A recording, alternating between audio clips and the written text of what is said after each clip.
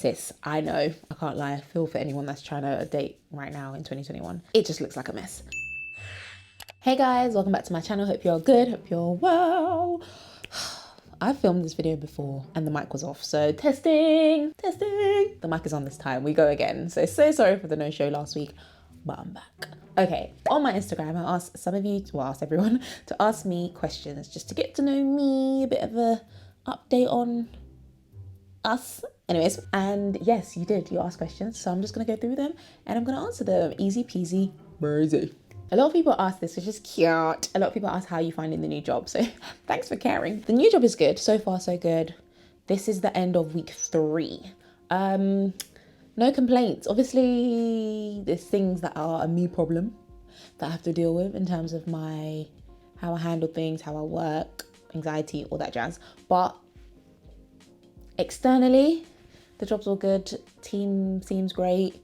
Workload is what it is. Work is work. But yeah, so far so good. Try not to bring in any bad habits from previous experiences. Hey Adella, you recently said you did the Enneagram test and found that you are a type 9. What do you think are Keith's traits that work well with the type 9 in you? Yeah, so I did do an Enneagram thingy, personality thing, and I'm a 9, aka a peacemaker, and Keith is a 1. I don't know what that's called, but he's a 1. And it does compliment me a lot, I can't lie. There's things that make us butt heads a lot because we're quite different, we're quite opposite. I don't know if there's like a rate of oppositeness in terms of types, but we're very opposite. But it really does work well because where I am weak, he is strong, and where he's weak, I'm strong. So for example, I would consider Keith very black and white, right and wrong, whereas I'm a bit more fluid, and sometimes you do need that moral compass in the relationship. So he brings that, which is great. And I think on the flip side, I bring some like joy. No, I think I bring a lot of spontaneity when I'm in the mood to the relationship, because he can be quite like head down, work, focus, goals, and I can bring a bit of like living life. What else complements my type 9?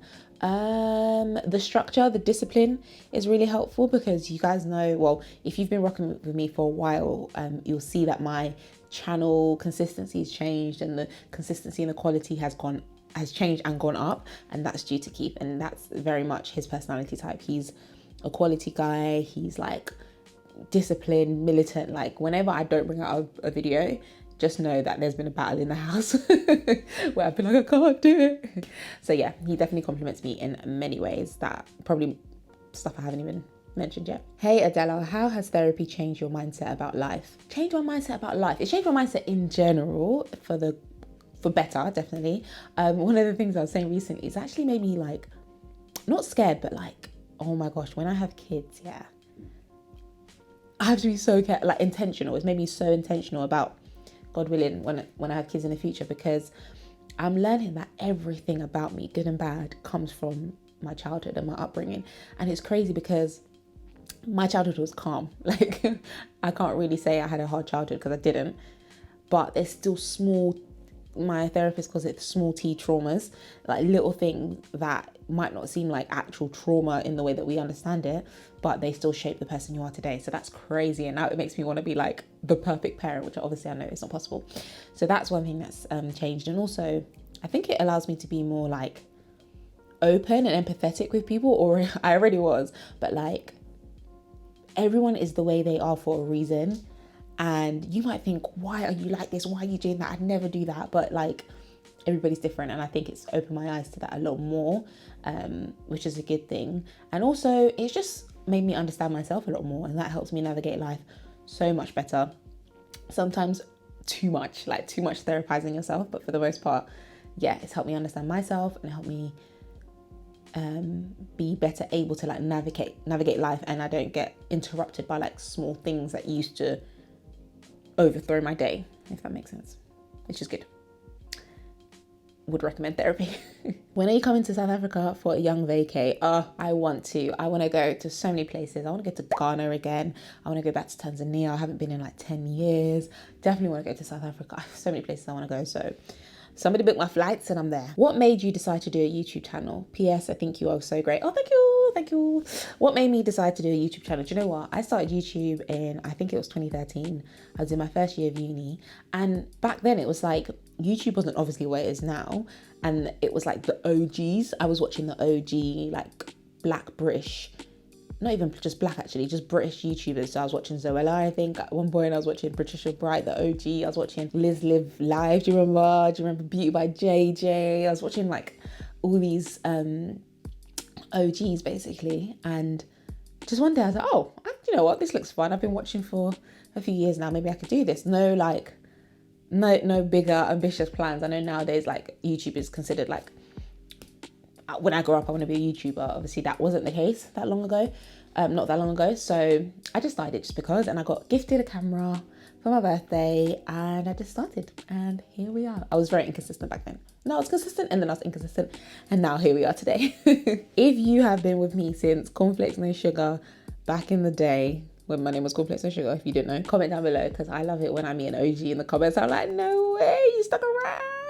I appreciate it. What book have you read that's changed your perspective on something? The Bible? Yeah, the Bible, obviously. So many times, yeah, I've read the Bible. If you, like me, you grew up in a Christian household and in a Christian upbringing, you kind of know some things in the Bible, the famous bits. But it's only when I'm now older and like when you study the Bible intentionally that you're like, what? That means that, and that context was that, and this means X, Y, and Z, and you understand like genealogy and theology, and it's just like, so obviously the Bible has changed my perspective on everything. It is my foundation. Any other books? I've got the worst memory. I'm looking at my bookshelf right now. Oh yes, the 5 languages of love. That changed my perspective a lot on how I relate to people and how I communicate with people. I'm sure everybody knows it, but the 5 languages of love talks about the 5 love languages, which are quality time, acts of service, words of affirmation, physical touch, and gift giving. And it tells you about how, for the most part, I think people fall into one of these or a few of these 5 categories.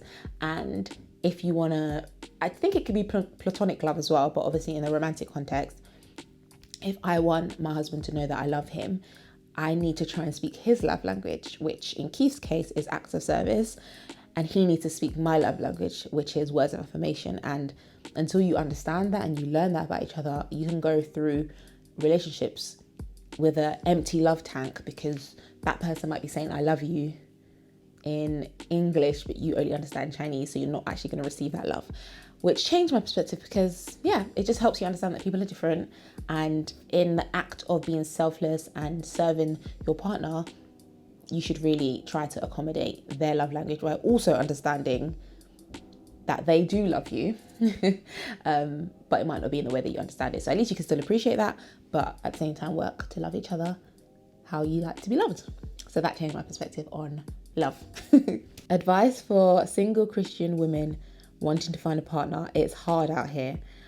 Sis, I know it's hard because the girls will be telling me that it's hard and it just looks like a jungle out there. I can't lie. I feel for anyone that's trying to date right now in 2021. It just looks like a mess.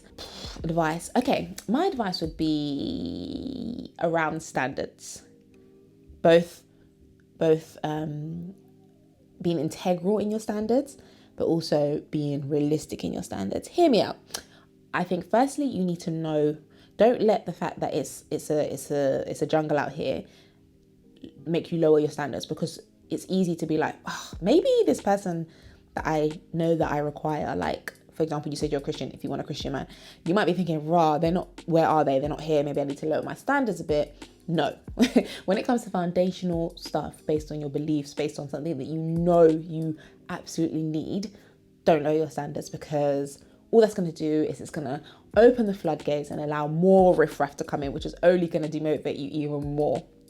Don't do that. But then in terms of standards, when I say lower, what I mean is just be realistic. Hate to quote my friend Kevin. Yes.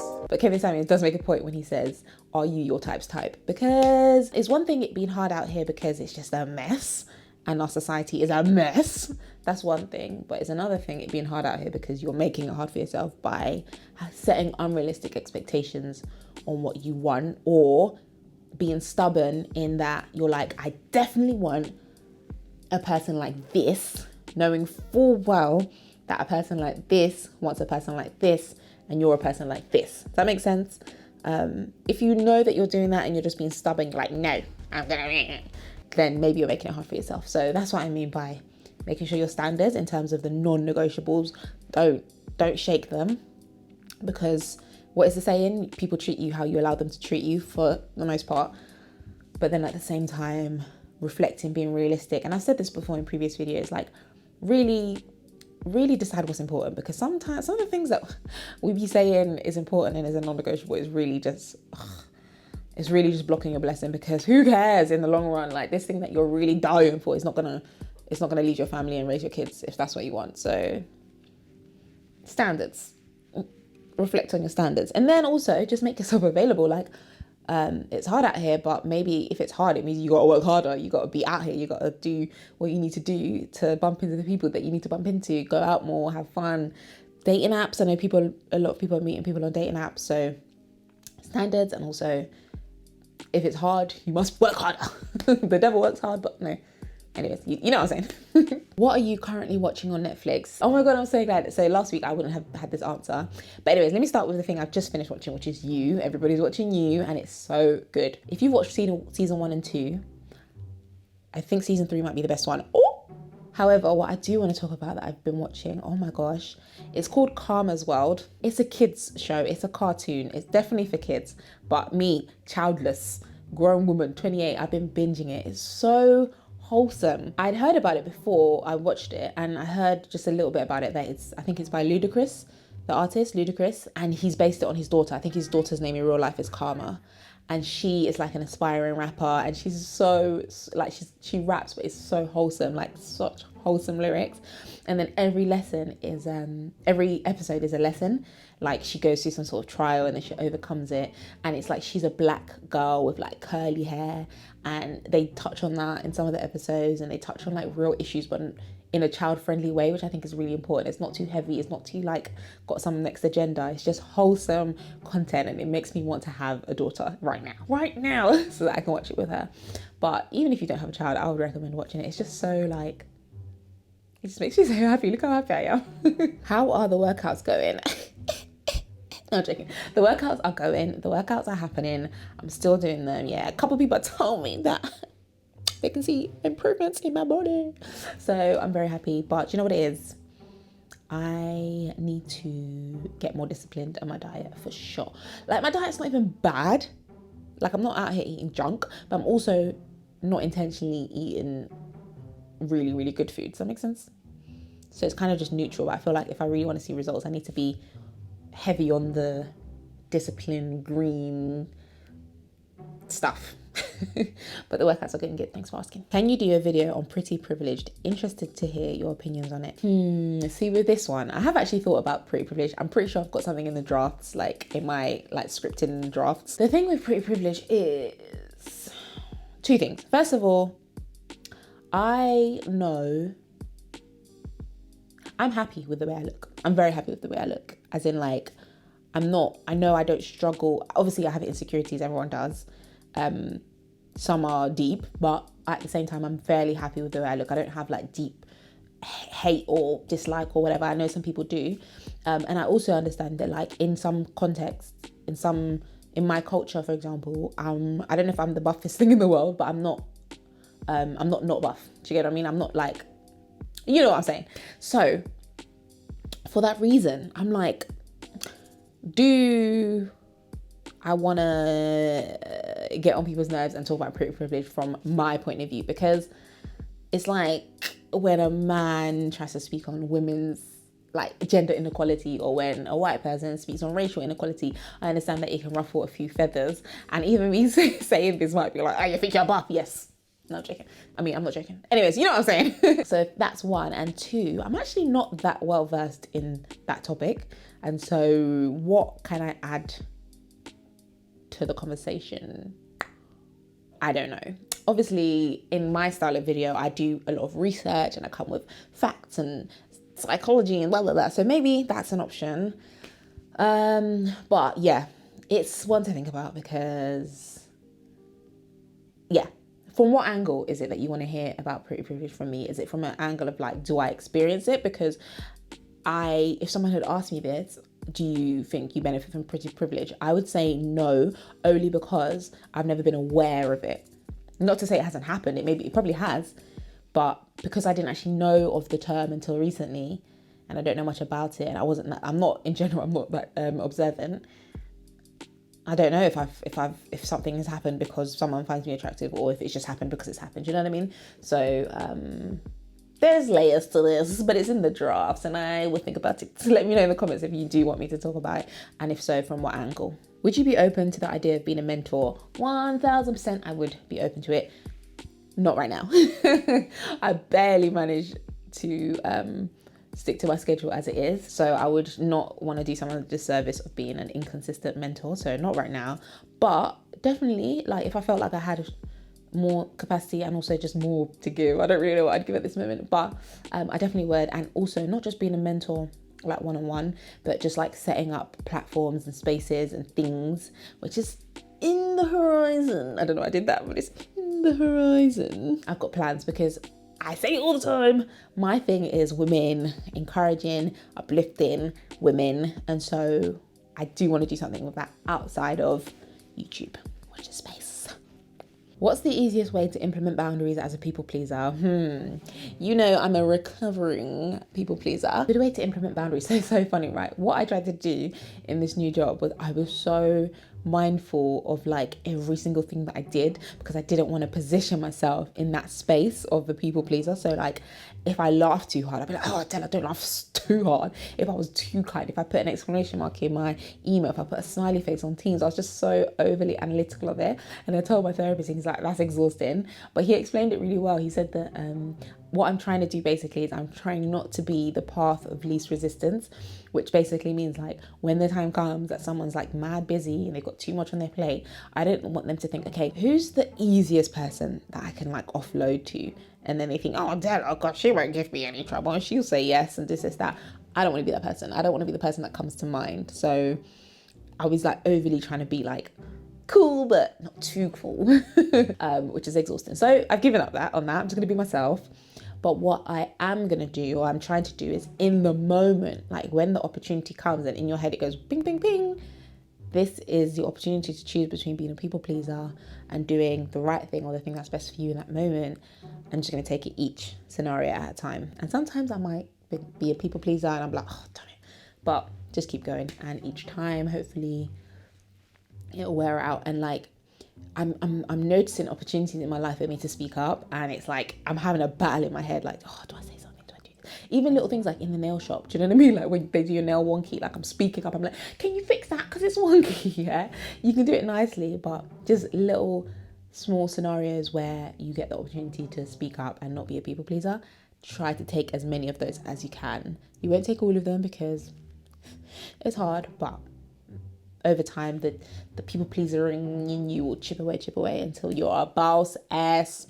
What's the magic behind becoming best friends with your parents once you move? There's no magic. Also, I don't think you need to be best friends with your parents. Cool if you want to, but I think my mum is my mum, and that's its own relationship. It's a great relationship. We're very close, but we're not best friends.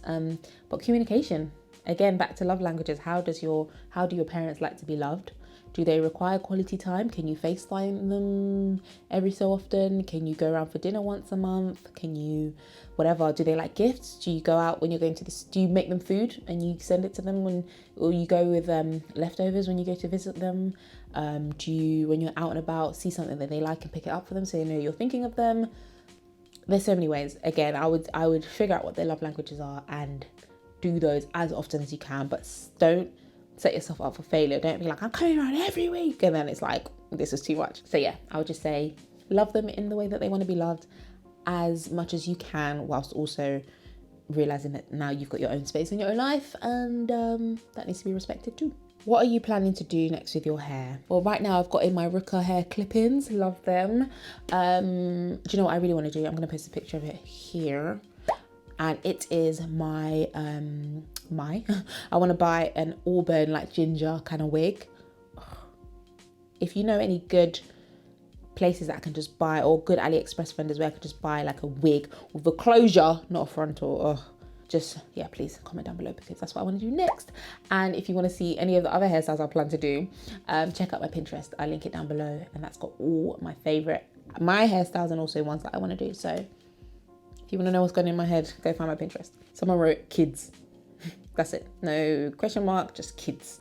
I don't know what you're trying to ask me, so I'm just going to move past that. How old are you? I just turned 28, girl. Oh, I just turned 28. Oh my gosh, I can't believe it. I feel like a baby girl, but yeah, I just turned 28. I feel like I'm becoming grown and sexy. Do you know what I mean? Like, the closer I get to 30.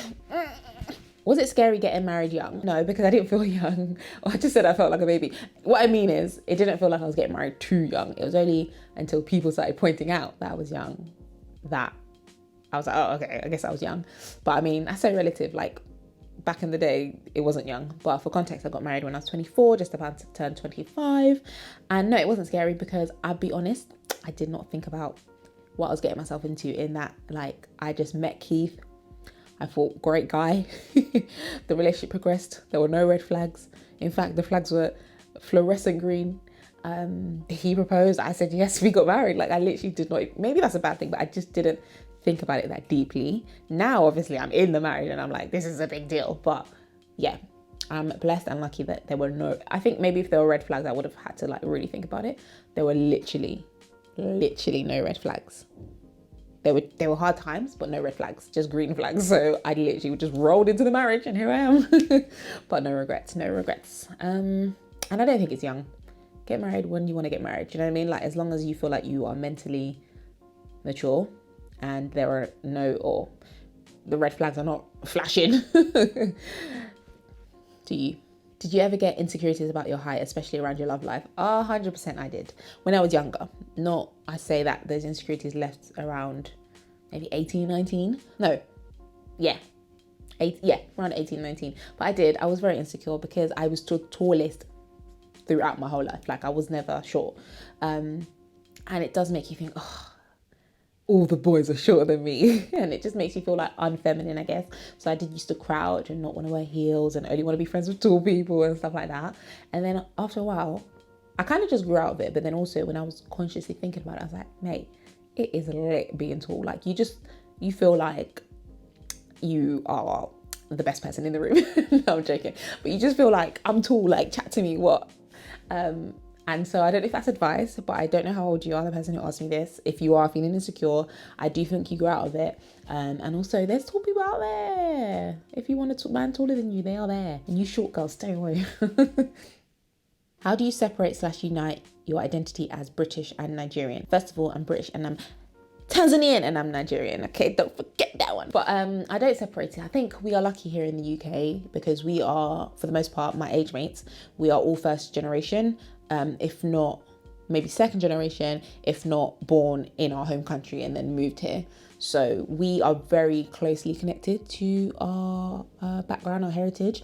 And so I don't think we have that problem too much in the UK. Like, everybody knows, like, oh, I'm Ghanaian, and they know what you mean, like, even if you've got a British accent. So, and the culture is quite strong here, especially in London. It's quite multicultural, and I know a lot of places around the UK are. And it's almost like you know where to find people. You want to find Zimbabweans, go to Leicester. Do you know what I mean? You want to find, I don't know, where everyone else is. But yeah, so I don't have that issue, to answer your question. And I don't separate them. I am British in terms of, what's the word, nationality, but heritage. I was born here, but I am half Tanzanian and I'm half Nigerian. And that's that. Someone asked me for tips on what to do if you feel behind in life, in all areas of life, like romantically, in your career, all that kind of stuff. And ask yourself why you feel behind. Is it because you're watching other people do things and therefore you feel behind? Picture a scenario where you didn't know what other people were doing. Do you think you'd still feel behind? Is it just a thing that you feel in yourself, or is it a comparison thing? If it's a comparison thing that you need to like figure out how to not be watching people so much, because that's not healthy.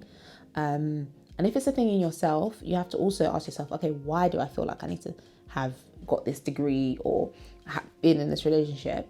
And if the reasons are like, no, that's just my heart's desire, then take steps to change that.